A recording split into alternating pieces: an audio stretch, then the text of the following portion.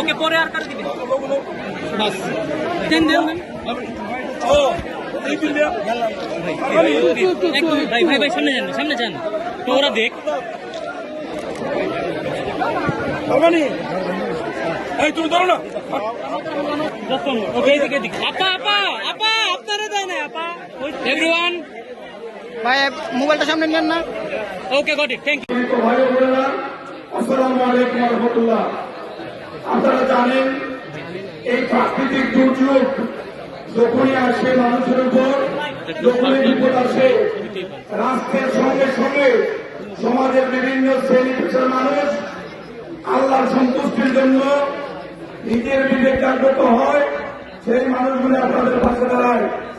আজকে সংযুক্ত আরব আমিরাতের সরকারের পক্ষে আমাদের এনাম ভাই, যিনি ঢাকাতে, ওনার সাথে আমার পরিচয়, উনি জেনেছেন যে হবিগঞ্জের মানুষ ওনারা আমাকে ভালোবাসে, আপনারা আমাকে ভোট দিয়ে বারবার আপনাদের খেদমতের সুযোগ দিয়েছেন।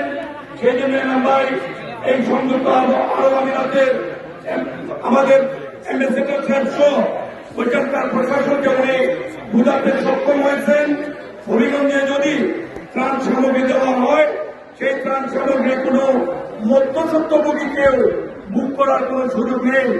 যা দিবেন সেটা আমরা যথাযথভাবে প্রশাসনের সহায়তায় আমরা বন্যাপীড়িত মানুষদের মধ্যে আমরা দেব ইনশাআল্লাহ।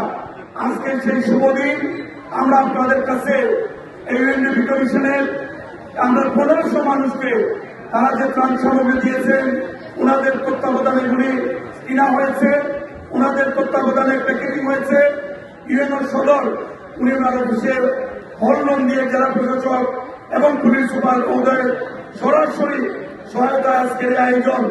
আপনারা মেহরবানি করে এগুলো নিয়ে যাবেন, নিজেরা ধৈর্য ধরবেন। একটি দুঃখজনক সংবাদ, আমরা কিছুক্ষণ আগে ডিসি সাহেব, আমি ইউএনও সাহেব সহ আমার পিএস সাহেব সহ আমরা নদীর বাঁধে ছিলাম। উজানের পানি, গতকালকে ত্রিপুরার প্রচুর বৃষ্টি, বাঁধ খুলে দিয়েছে। যে বাঁধটি আমরা নির্মাণ করেছিলাম, এই বাঁধটির উপর দিয়ে পানি এই লস্করপুর ইউনিয়নে আবার প্রবেশ করতে শুরু করছে।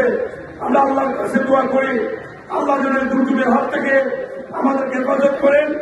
আমাদের জেলা প্রশাসন, আমাদের পানি উন্নয়ন বোর্ড, আমাদের উপজেলা প্রশাসন, পুলিশ প্রশাসন, সর্বোপরি আমরা সবাই মিলে এই বাঁধটা দ্রুত সময়ের মধ্যে নির্মাণ করব। এই জন্য আপনাদের সকলের সহায়তা চাই। আবারও ভারপ্রাপ্ত অ্যাম্বাসেডর কষ্ট করে ঢাকা থেকে এই হবিগঞ্জে এসে আমাদেরকে কৃতার্থ করেছেন। এর আগেও তারা 2 টাইমস আমাদেরকে ত্রাণ সামগ্রী দিয়েছেন, কুরবানির সময় পশু গিফট করেছেন।